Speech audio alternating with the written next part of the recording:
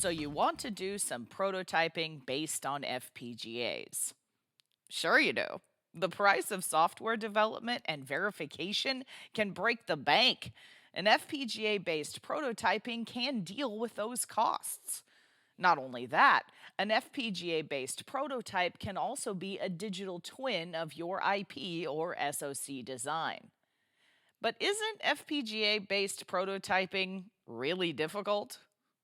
Well, in the past, that was true. But that was before Siemens' new Veloce Pro FPGA CS. Hi, I'm Amelia Dalton, host of Jog Talk. FPGA based prototyping is an essential tool for any SoC and digital chip design and verification. In this episode of Chalk Talk, Juergen Jaeger from Siemens and I explore the multitude of benefits of the Veloce Pro FPGA CS platform from Siemens. We also investigate the debug capabilities, software prototyping, and scalable hardware of this solution, and how you can use the Veloce Pro FPGA CS solution for your next design. And before we get started, don't forget to click that link. There you can find even more information about this topic from Siemens. Hi, Juergen. Thank you so much for joining me. Hi, Amelia. It's always good talking to you. Excellent. It's always great talking with you as well. So, we're chatting about FPGA based prototyping with the latest high capacity FPGAs that enable new use models. But, Jurgen, before we dig into the details, what are the biggest challenges you're seeing in this arena? Well, what we are seeing in this arena is that, especially over the last 5, 7, 10 years, the software contents has significantly grown for everything that in the end still ends up in the hardware, like in your cell phone. So you could say software defines really everything, and software is a differentiator also for our customers. What that, however, also means is that software workloads have become way more complex. It's not just a simple firmware anymore. A lot of hardware has to deal with multiple operating systems. You hear about buzzwords like AI, ML, which means huge software workloads.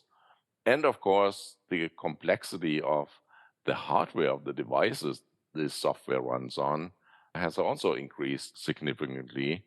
And that also means the hardware itself and the combination of hardware and software needs to take into consideration also power and performance optimizations. What all of that in the end means is that software development and hardware software integration and bring up needs to start earlier. And that is what is often referred to also as this shift left initiative, or that you want to start further to the left or earlier in the design process to deal with software. So, Jurgen, these kinds of challenges can be very expensive, right? That is definitely true. And as we can see on this slide, on the few graphs on the right-hand side, the green and yellow bars, which depict software contents, that's the green bar, the biggest one, and the yellow, which is verification, is really dominating IC development costs. So it's no longer the cost of designing the chip, the silicon itself. It is really the cost of developing the software that runs on that chip and then verifying that hardware and software plays together. The other interesting aspect of it is, of course, the later you find potential issues in this interaction, the more expensive it is. And that is what you see on this second graph, that if you release a product and then you run into the issues, it's astronomically expensive to fix it then. So you want, again, find issues earlier, meaning shift left more on the left side than on the right side. And that is exactly where FPGA-based prototyping can help and really shines and is addressing these challenges, and in the end really contains the costs for these associated projects. So, Jurgen, there has been a movement toward digital twins in this area as well, right? Absolutely. So digital twin is probably just a fancy name to describe things that we are doing for a long time already anyway in this space, meaning we try to find a way to mimic the behavior of a piece of silicon and a piece of software before we commit to the final product. And so a digital twin, an FPGA-based prototype system is really a digital twin, consists of a piece of hardware, the execution engine, the software that is executing the workload now, and the test bench. And test bench in this context is also something that is not necessarily a software test bench like we use to describe a software test bench on a software simulator, but it can also be a real physical interface. It can be a plug where you plug your Ethernet cable in. So, the development of early firmware and software development and validation can really help save money and time, right, Jurgen? Absolutely. And that is one of the main motivators for our customers to deploy FPGA-based prototyping. And FPGA-based prototyping is uniquely positioned to do all of this because it now combines enough performance to boot, for example, an operating system, to boot Android, to boot a Windows version, to boot Linux on it, because it runs now on an FPGA-based prototype, meaning on a piece of hardware that is clocked. It is a cycle accurate representation of your design. So it's not an abstraction like you have it often in virtual models, but it's a cycle accurate representation that provides the accuracy that you need. It is also highly productive as it adds a lot of debug capabilities to it that are in most cases software centric. So it's addressing the needs of running software on these platforms like memory backdoor access, so it can easily exchange and update software memory contents that includes your boot code, for example. And it also provides the links to software debugger that it can set breakpoints, that can look around in the design, and you can check cache contents and so on. And as I mentioned earlier, with test benches, it also allows you to connect now to real world interface. So you have live interface, PCIe, can put a memory stick in it, you can connect to Ethernet network. If you think about self-driving cars, can connect to the sensors, to the cameras, and so on. And what it does in the end is it accelerates time to revenue. It makes the validation, the integration, the bring up process faster, and saving a few months on your time to market often results into a immediate gain in the lifecycle revenue of your product. So, Jurgen, there are these new Versal VP1902 FPGAs from AMD. So, how much bigger are they than their predecessors, and is Siemens using them? Absolutely. So our new Veloce Pro FPGA CS system is actually the very first commercial prototyping platform that ships with the new AMD Versal VP1902 FPGAs. And we always think about bigger is better. You know, if you have a bigger wallet, more money in it is better than having a smaller wallet. In this case, the bigger FPGA enables now additional use modes and some significant benefits. There's a little summary here on the slide where you can see going from the previous generation FPGA, AMD world, that's called VU19P, to the new VP1902, gives you roughly 2x the gate capacity. So it can fit 2 times more stuff into an FPGA, basically. That in itself is nice, but as a user, what does it translate to? It translates to now you need fewer devices, meaning your system becomes smaller, uses less power, your system becomes cheaper, more affordable. And because you partition your design now into fewer FPGAs, it runs faster. So it's really all around a winning proposition. Going to this new FPGAs as quickly as you can gives you now a system that runs faster, is smaller, and is cheaper. So, Jurgen, what does that mean now for the user? What kind of results are you seeing with the Veloce Pro FPGA CS? The table you have here we just look at three different designs where our customers, our users, have already made this transition.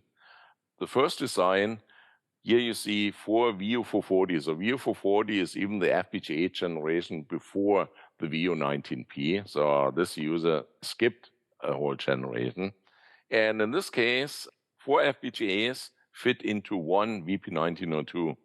And as you can see from the speed up that you can achieve here now, the runtime frequency went from 10 megahertz to 41 megahertz. So it runs 4 times as fast. So in the same amount of time, you can now do 4 times more work.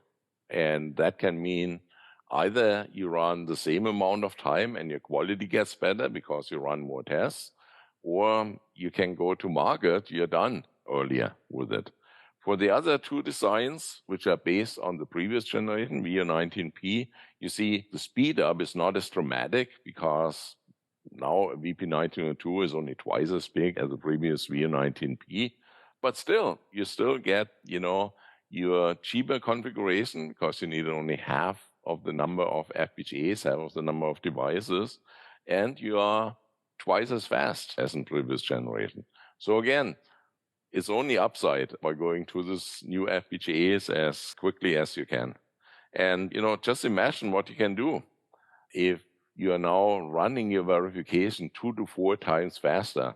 You can go home early to your family.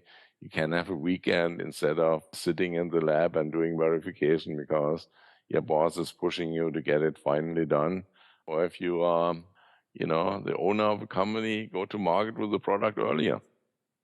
So, Jurgen, scalability is an important design concern for these kinds of systems. So, how does this solution help with scalability? Scalability is actually one of the key aspects also of the architecture that we did with our Veloce Pro FPGA CS, because now all of a sudden you have an FPGA that by itself, a single FPGA, is pretty big already. So you can fit a lot of things into a single FPGA. So the smallest configuration we have is what we call a UNO system. There's one FPGA on it. And this UNO system is actually a very nice little thing. So it's like a little cube that's about a foot by foot by foot, roughly. Here you see, well, we are a German company, so European dimensions on it, but it's about a foot by foot by foot. You can easily carry it around.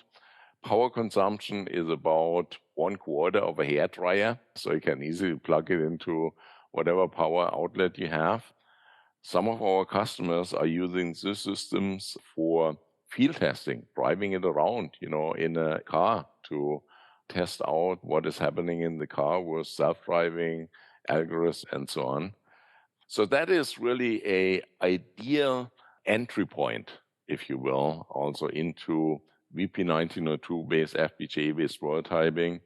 Ideal for an office environment, for mobility. You want to drive it around. For demos, you want to go to trade shows, and also for IP validation. If all you're interested in or what you're doing is interface IP or a small subset of your system. Then the next step up is we have Quad and Hexa desktop system. They have up to 4 or up to 6 FPGAs in it. Again, it's a very modular concept. So even if you, let's say, you go with the Hexa system where you can put 6 FPGAs in it, you don't have to put 6 FPGAs in it. So it has 6 spots, 6 locations where you can put an FPGA in, and you can put, for example, 4 FPGAs in, or 2 or 3. And later on, if your requirements grow, add one of these FPGA modules in it. Of course, it's physically a little bit bigger, so it's now a 19-inch form factor, 4U tall. Depending on if it's a 4 FPGA or 6 FPGA version, it's either 600 millimeters or 900 millimeters. So 900 millimeters is roughly a yard in American terms. And that is now ideal for a lab environment, and it is big enough that a lot of large designs can fit into it, and it's multi-system capable. So you can connect multiple of these systems together and cable them together to grow even beyond this 4 or 6 FPGAs. And that now brings us to the Hexa blade configuration. Hexa blade configuration, this is intended for data center, for verification farms, where you want to have a very structured setup. And here again, 19-inch form factor comes with a mounting rail, so I put it into a 19-inch rack really. You see that in the picture, the 3 of these blades that have been pulled out to access some of the cabling that is in it. We can put up to 10 of these blades into a single 19-inch rack. And that now gives you up to 60 FPGAs. And the nice thing about that is now also, you can have many, many users on it. So we have a multi-user environment with a single FPGA granularity, meaning in such a full rack, you could theoretically have up to 60 concurrent users that are accessing this hardware. But Juergen, I've heard time and time again that FPGA based prototyping can be super difficult to do. Oh yeah, there's definitely something to it. And especially in the past when users had to do a lot of the spring up manually, basically assembly required, like a toolkit you get, and then you start putting everything together, try to make the software work on it. And task user have been challenged with in the past include, for example, memory modification. If you think about it, FPGAs have some memories in it, and all the memories in FPGAs are two-port memories. Now, if you design an ASIC, your ASIC most likely will have all kind of memories in it, with all kind of sizes, number of ports, array sizes, and so on. So that had to be transformed. It had to be remodeled. FPGA partitioning, breaking up the design into multiple FPGAs, very challenging task, especially the more FPGAs you need to pack it into. Then, of course, making sure that the functionality gets preserved after all this, changes you are making, and you want it to run fast. And that was a very cumbersome task in the past and took a long time, in many cases, many months to bring up such a prototype system, which again defeats some of the purpose, especially the purpose of the shift left we talked earlier, that you want to start as early as possible with it. So, Juergen, what about prototyping software? How can Siemens help me with this aspect of my design? Good question. I'm glad you asked, because part of our proFPGA CS system is also a piece of software. We call it Veloce OS for prototyping, in short, VPS. And that now has multiple things to do, multiple jobs. The first is, of course, building the model that goes into the FPGA-based prototype. So basically compiling, taking your ASIC RTL and making it suitable for FPGAs. That includes clock transformation, partitioning, memory modeling, all the things we talked about earlier. And the tool, you want to do it, of course, as fast as possible and with as much automation as you can have. And that is exactly what VPS does. So VPS takes your ASIC RTL, which is not suitable really for FPGAs, and transforms it into something that now goes into FPGAs in the end, creating the bit streams, the bit files that you use to program the FPGAs. Of course, there's a lot of capabilities also built in that now help the user to fine-tune that, to bring in the knowledge of the design, to optimize performance, to optimize compile time, and to adjust to the unique requirements everybody has. So, we also need to talk about debug as well, right? So, what kind of debugging capabilities does this platform contain? That's a good question too, because in the end, what we are here talking about is a verification tool. FPGA-based prototyping is used to verify something that doesn't exist in its final form. To verify that, you need visibility into it. You need debug capabilities. You want to be able to analyze, to root cause if something doesn't work right. And so, in a sense, you can now look at our Veloce proFPGA SDS system as an extremely fast simulator, meaning we have all the debug capabilities built into the system that now allow you to have visibility to do a root cause analysis, to see everything that is going on in the design while you run that design. So we can create waveforms like in a software simulator, but we go way beyond that.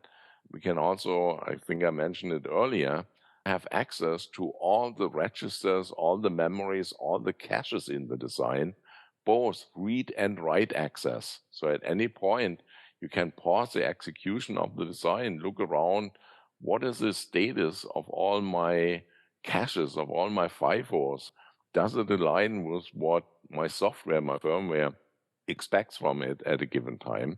There are, of course, trigger capabilities in it, like in oscilloscope or logic analyzer, where you can tell the system if this and this and this happens, then stop and give me time to now do my debugging, do my analysis in it. So a lot of debug capabilities built in, which again helps to take advantage of the speed of the performance that an FPGA-based prototype delivers. So, Veloce CS is more than just FPGA prototyping, right? It is. So Veloce proFPGA ZS is part of a whole family of hardware-assisted verification tools, starting with our Veloce Strato CS, which is a large emulation system built on our own custom ASIC, custom emulation chip that takes debug actually to the next level, if you will. So provides a lot more debug capabilities, more use modes, allows you to very early on start debugging your ASIC RTL, so the chip verification. Then we have Veloce Primo CS, which is now already VP1902, so FPGA-based, but it behaves pretty much the same as Veloce Strato CS, only it runs faster. So there is a speed up factor. Nothing comes free in life, so there's some compromise, and the compromise you make in this case, when you go to this faster Veloce Primo CS platform, you lose some of the debug capabilities, and the bring up time, the compilation time, map the design into it, is longer. So you want to do that once your RTL design, your RTL code, is stable enough that you don't have to change it every few hours, but you may have a new RTL drop once a week. And then, of course, we talk at length about proFPGA ZS. So there's a whole family of hardware-assisted verification products that are now optimized for the various phases in your design project. All right. So, Juergen, before we go, can you recap your main points for me? Sure. Especially when it comes to FPGA-based prototyping, it has become an essential tool for any SoC, digital IP, digital chip design, and verification. There are a lot of solutions out there, a lot of things you can do. You can buy your own FPGAs, you can build your own board, put the FPGAs on it, try to do everything manually that we talked about earlier. But if you really want to have a productive verification environment and you want to focus on the core, on your core competency, developing the end product, then choosing the right prototyping solution is critical for success. And choosing the right solutions really includes considering not just the hardware, not just the FPGAs you're using, not just the software stack you're running, but really the combination of it. An FPGA-based prototype system these days is a very complex digital twin that has a lot of nice hardware in it, and it has a whole lot of software around it to make it usable and productive for the end user. All right. Well, Juergen, I think that's all I have time for today. Thank you so much for joining me. It was my pleasure, and it was fun. Thank you. And before we go, you didn't forget to click that link, did you? There you can find even more information about this topic from Siemens. For Chalk Talks, I'm Amelia Dalton from eejournal.com. For more Chalk Talks, head on over to the Chalk Talk section of EE Journal. You can't miss it, it's right across the top. Or head on over to YouTube, youtube.com/EE Journal.